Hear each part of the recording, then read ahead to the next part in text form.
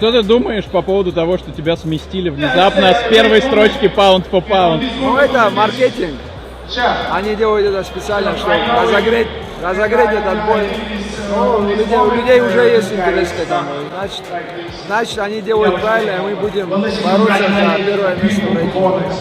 Islam Makhachev said that Ilia Topuria was given the #1 pound-for-pound ranking for marketing reasons. The reason that Ilia Topuria moved into the #1 pound-for-pound had nothing to do with marketing of Islam. You've got a guy in Ilia Topuria who could be holding 3 belts, 45, BMF, and 55. As it is, he holds 1 belt. But when you juxtapose that against Islam, he is holding no belts. You cannot have Islam as your #1 pound-for-pound. That #1 pound-for-pound status was not given for marketing reasons. And the first thing that Islam would have to do to be considered a pound-for-pound king is he would have to be the king of a division. But as of right now, he's not.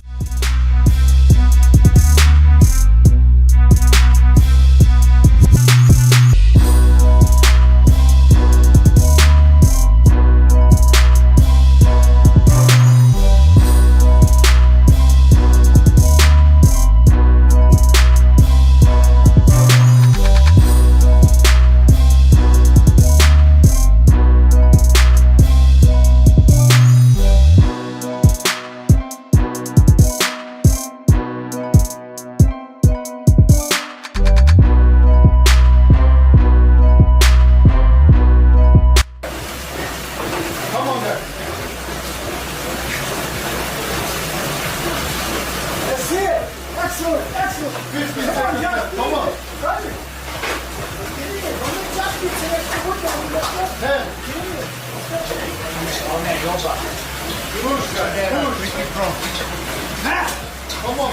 on. 10 seconds left. Come on, here, go. Push. 5 seconds. Push. Check.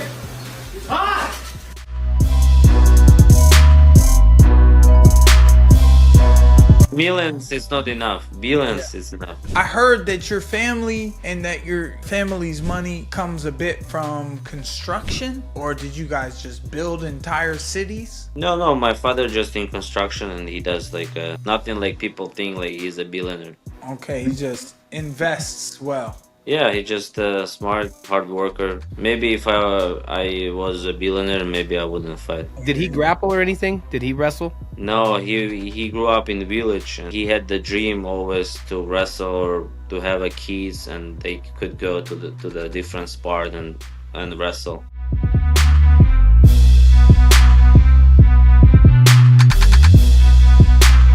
The funny thing is they might actually do Paddy, which is like an absolute piss take, where he fights Chandler and then gets the title shot. Is like an absolute piss take.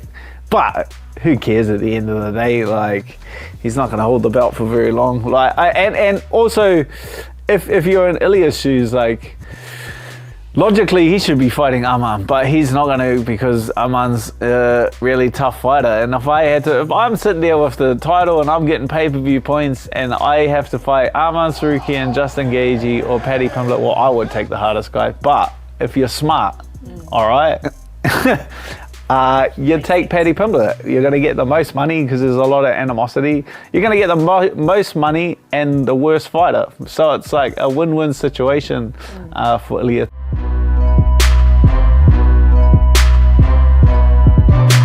And as somebody who's seen a lot of mixed martial arts, you do the Jackson podcast, Santos Studios. Right now, Khamzat Chimaev, the Wolf, he is there training. You've grappled with him. He's got a big fight against DDP, Dricus du Plessis, someone you've had a lot of rounds with.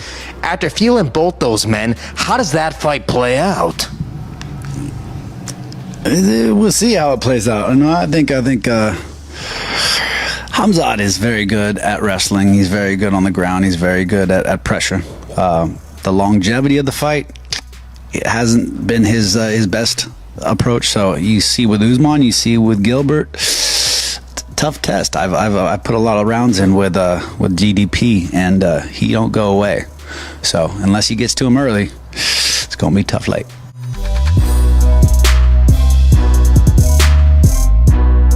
Wrestled there for 5 years, never reached my goals, never All-American, never became a national champion like I wanted to. And I still had that competitive itch. I graduated college, was enrolled in grad school to become a physician's assistant.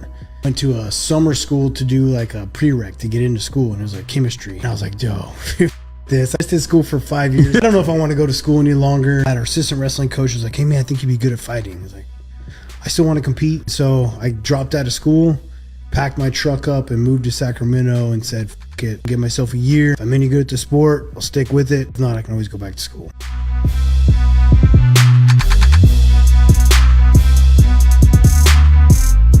Jon actively goes like this. I would be facing him and he would literally put his fingers in my face like this, like I dare you to run in. So then I punched down on his fingers, and that was from OSP. When he's trying to stick his fingers in your face, just punch down on him. What was that preparation like with Jon? The preparation, mad. 5 rounds, third 5-round fight. Who was able to give you those same looks as Jon? OSP showed up one time to help me out. Just not letting Jon do anything he wants to do. That's how we did it. If he wants to stand there, attack him. If he wants to attack you, move. Grapple, break the grapple. If he wants to strike, kick him. Because he loves to dictate the pace. He's a genius fighter. So good at making you fight his fight and then trapping you. That pressure of, it's Jon Jones, it's a fight, gets to guys. We saw it in the surreal Gon. Gon just kind of quit. That's what it felt like. I'm not saying he did. It allegedly looked like it. You know, it looked like it.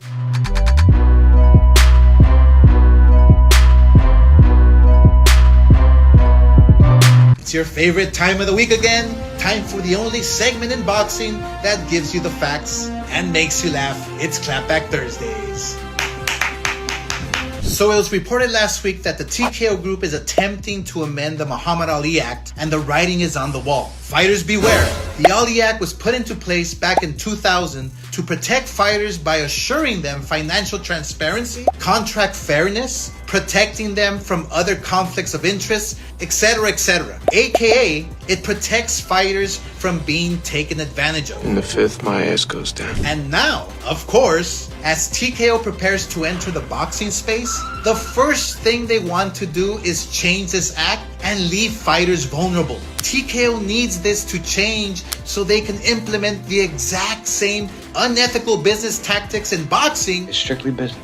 That they used to create a monopoly with the UFC. Was all this legal? Think about this. The UFC was sued by their own fighters for this unethical. They recently settled on a $375 million antitrust lawsuit. Absolutely not. Over claims they used illegal practices to suppress fighters' wages. You guys are getting paid? And rival promoters. Their own fighters sued them over this. And after all that, they're coming to another sport and trying to do the exact same thing. Look, Dana White is douchebag of the year, always flaunting his relationship with President Donald Trump, and is very clearly banking on this getting pushed through using that connection. Feels like it's a bribe. So to make things easy to understand, this new league TKO is planning on paying fighters whatever they want, which will likely be pennies on the dollar based on the existing UFC model. The same model that leaves their fighters in broken bodies and empty bank accounts. Spare some change. The latest heartbreaking example is former UFC fighter Ben Askren, who needed a double lung transplant and couldn't afford it, so he publicly had to ask for help. None of these people like Dana or anyone stepping in. This is exactly my point. They don't give a about boxing. Don't be foolish. We both know the name of this game. And it sure as hell ain't pugilism. Or fighters, or putting their lives on the line. They care about their bottom line and their stock price. Greed, for lack of a better word, is good.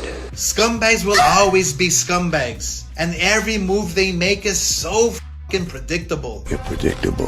The Ali Act is there for a good reason. I've been a promoter, for 24 years now, and I've never wanted one change in the Ali Act because I'm about fairness and helping fighters. The fact that this is the first move they want to make in boxing tells you everything you need to know. Thank you. TKO will lie and tell you it's better for everyone. It's not a lie if you believe it. This way and distract you by saying they were changing boxing and trying to unify it. They're doing the opposite. They're just pigs with lipstick. I'm telling you now, this is a warning to all fighters. Stop what you're doing and listen. There is zero reason to want to change the Muhammad Ali Act whatsoever. And this is a huge red flag to the entire boxing community. TKO remains TK no.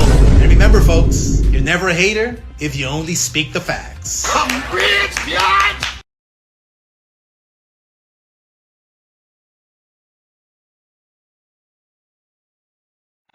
Hundreds of people have come out here to Kettle Moraine High School, all to raise money for Ben Askren in this outdoor wrestling tournament.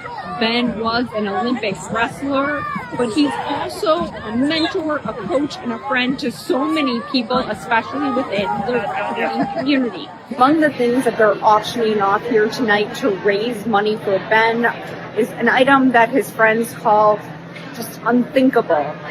Ben handed them his Olympic singlet. He only made one appearance in an Olympic game. It was in 2008 in Beijing for wrestling. And he gave it to them to auction off tonight.